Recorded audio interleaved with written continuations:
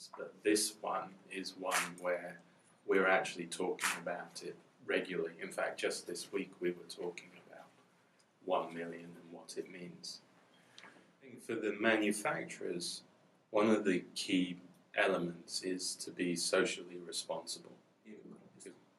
So being socially responsible, I think, is really important, because the reason why it might not happen is because the local governments don't believe in it. And I think we need to see a change with parking and elements like that before we will get to 1 million units.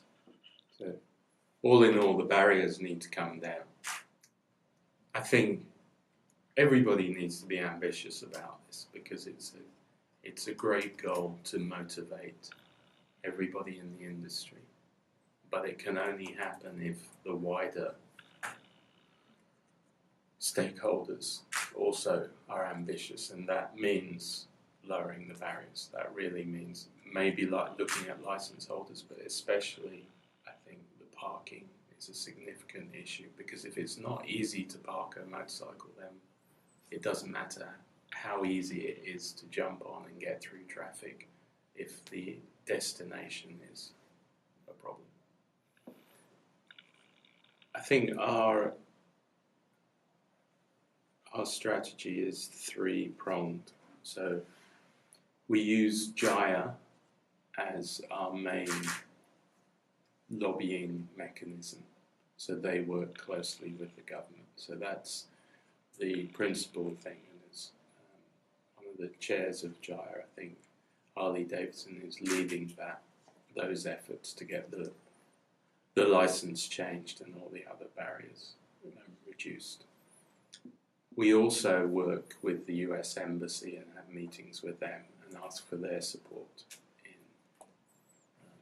putting pressure on for a more, what we would think of as a more fair system to sell, because we only sell large capacity bikes, so we're one of the few brands that cannot sell to middleweight riders.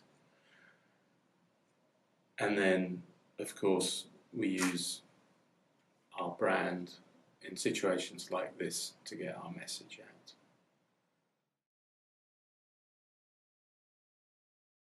But as long as there is this three-tier system, there is still a barrier to the majority of our products.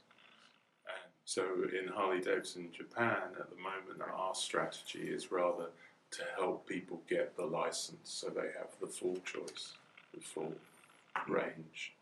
And hopefully bikes like Dark Custom, the Dark Custom range, attract people to do that, and then they can use our Passport to Freedom support. So it's a different approach, but we feel that it allows the customer greater access to the entire range.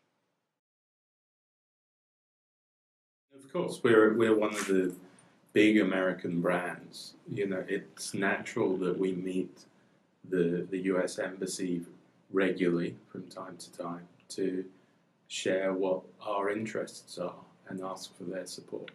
But I think that happens with any major brand.